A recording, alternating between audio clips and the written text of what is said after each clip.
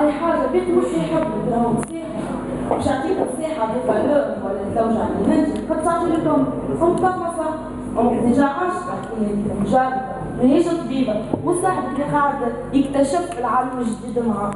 فهمت كيفاه حتى ينصح روحه هو ساعه باهي حاجه اخرى مش يعني ولدهم ما تكره تسمع نصيحتهم وابوك ليه؟ مش تسمع زاد نصيحة صاحبك اللي خير منك ويحب يهزك الهيل يا هو من بعد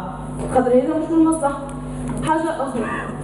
احنا نقولوا الأم ما فماش أحد منها على ولادها، زعما أنت باش تنكر هالفات هذايا اللي الأم ينجم يكون صاحبك يحبك أكثر من أمك؟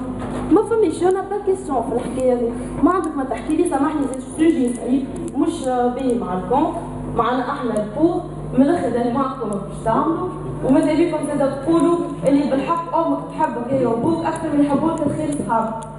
وكهو